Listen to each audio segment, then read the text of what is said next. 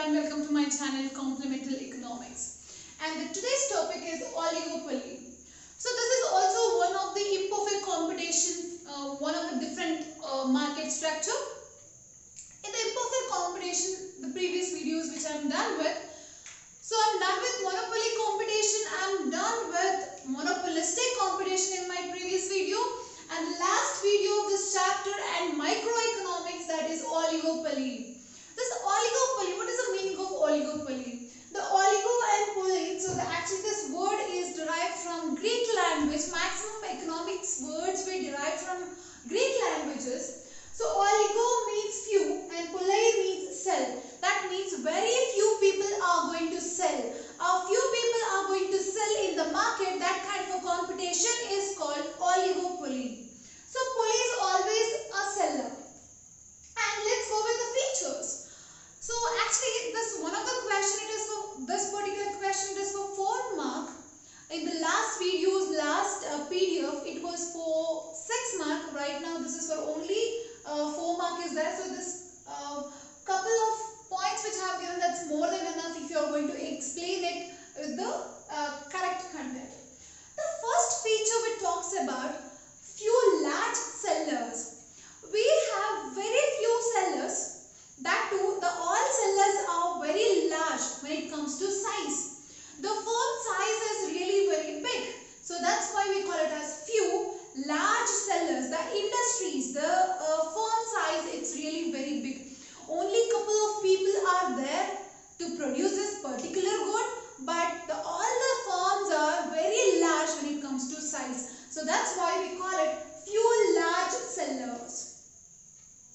The second feature talks about, so duopoly is a part of oligopoly. What is the meaning of duopoly is a part of oligopoly? Duopoly is also one of imperfect competition.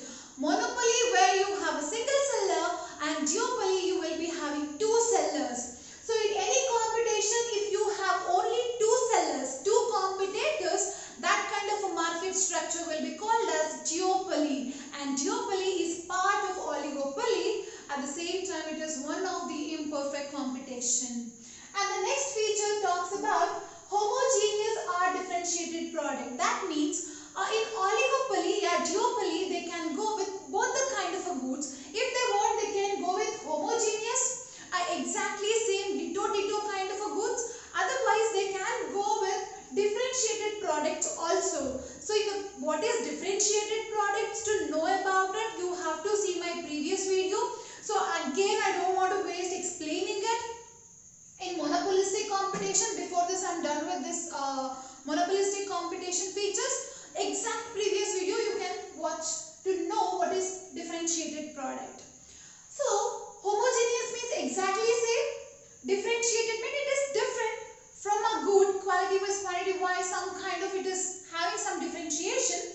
So both possibilities are there. They can produce homogeneous, otherwise they can go with differentiated good also. The next feature here you have the oligopolist dependent on other firms. For example, if you have 4 to 5 competitors, which is few, a few competitors you are always dependent on your rival firm. What they are doing and what they are not doing. So if they are changing the quality, you love to change the quality because you want to grab more market share.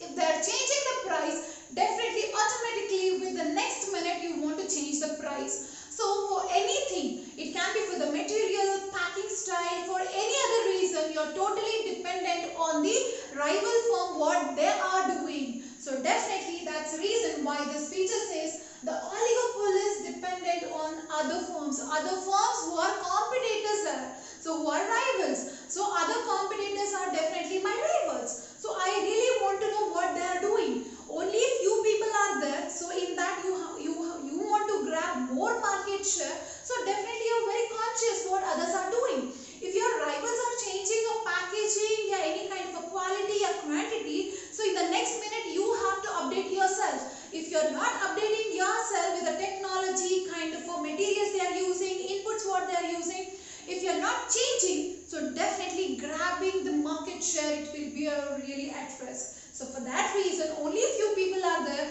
and you want more market share. For that reason, in this kind of a market, where oligopoly kind of a market, we are always dependent on the rivals. Next one. So when you're dependent on a rivals, there are two kinds of dependency. One is collusive oligopoly, another one is non-collusive oligopoly. What is the differentiation between the collusive oligopoly and non-collusive oligopoly? So only few people are there. So they'll come as a group. They'll discuss with each other. So no one want to take a risk. So if I am changing quality and quantity, so other person, other rival company, other rival firm is going to face the consequence. So in this one, everybody is going to face some kind of consequences in the future. So that's why in collusive oligopoly, what they're going to do is they'll sit together, they'll make as a group, and they're going to decide together what are the changes they have to do to simultaneously in their firms. In this one, they'll not behave like a rivals, they'll behave like a group. So they don't want to risk anybody. So in this way, they don't want to risk themselves also. For that reason, they'll come as a group, they'll decide everything mutually. So this is called collusive oligopoly. They'll collide with each other, they'll discuss each and every the aspect of a business. So this is called collusive oligopoly. On the other side, they have non-collusive oligopoly. The next topic is non-collusive oligopoly. What is non-collusive? Exactly opposite to the collusive oligopoly. Collusive, where they collide with each other, they make a group, they'll come mutually, they take all the decision mutually. They don't want to risk anybody's demand in the market share. But in the non-collusive oligopoly, they behave exactly like rivals. They are going to decide what they feel good, and they want to benefit, they want to grab more market share. So exactly they behave like a rivals. Other two reasons. One is oligopoly is dependent on other firms. Two ways they can depend. One, they'll behave like a collusive, they'll make a group, they'll come with a decision simultaneously in a group. Another one side, a non-collusive, they don't want to come as a group, they want to fight with each other exactly like a rivals. So they are not taking any decisions with each other. So they'll treat each other as rivals. So every decision making in their own hands, they are not going to reveal what they are doing to the rivals. So that is called non-collusive oligopoly. So the next one, high selling cost. In oligopoly, only few sellers are there. Because of that, advertisement cost, marketing cost is really very high. When sellers are so many, just like monopolistic competition, the competition is bit less. So in that reason, so their selling cost is bit lesser. But when it comes to oligopolist, where you have only few sellers and you want to target the higher customers and you want to get more market share, so definitely in these kind of markets, selling cost, your advertisement cost, your marketing cost, it is going to be very, very high. And the next one, we have a very different feature which is called price rigidity. So in this one, if it is a non-collusive market, so in that case this will be the situation. If it is a non-collusive oligopoly, so usually the maximum things are non-collusive oligopoly. In that we are going to see a situation which is called price rigidity. What is exactly the price rigidity? Rigid means which is not, we are not able to change. That is a rigidity. It's sticking it. It's constant. It is not changing at all. What is not changing? What is sticky? Price is sticky. The price is rigid. What is the price is rigid means? The price, it is never changes. It is sticking to one particular price, and in market it hesitates to increase and decrease. What is the reason behind it? For example, just imagine I am one of the seller, I am one of the oligopolist, I am one of the seller in this group. I am selling one of the product, for an example, this pen. Just imagine I have increased the price. If I am increasing the price, you have to see how is the demand curve. If price is increasing, definitely demand is going to decrease.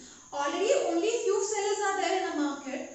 Only I am initiating to increase my good price, my pen price. If I am increasing my pen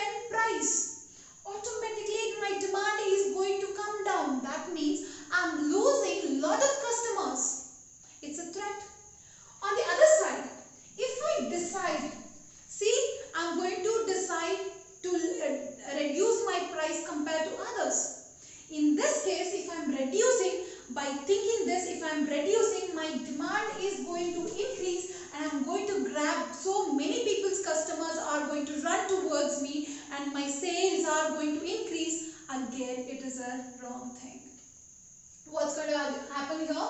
If I'm reducing a price by thinking that every customer is going to run towards me because my prices are really lesser and I've already reduced more, definitely not. The demand is not going to increase. What other firms are going to do is, in this situation, if price increases, nobody will increase. No other firms are going to increase their price. My demand will shift to everybody. My customers are going to run to others.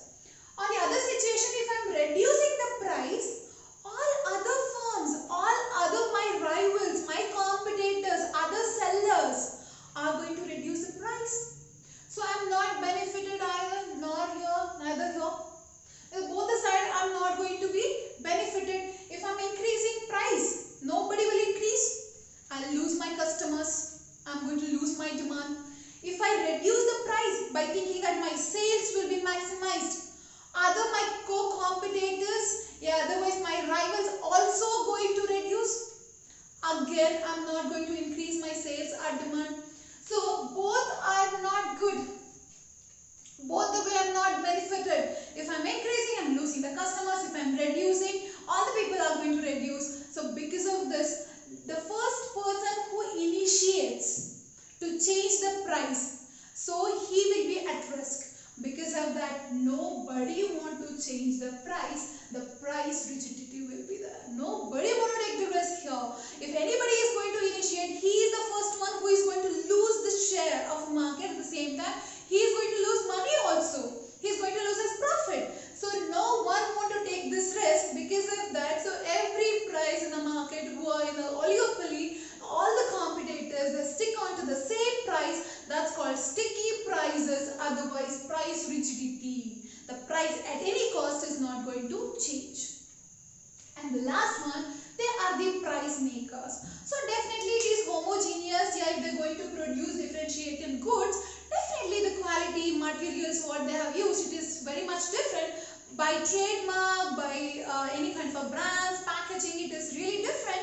Because of that, they can fix their prices what they feel like. So it is called price makers. So in oligopoly also, they are the price makers. So these are the features of oligopoly. So I am done with the microeconomics. So in the next, in the other videos, I'll be coming with macroeconomic concepts. So thank you so much. People are really watching and I'm really enjoying. This is my first effort to do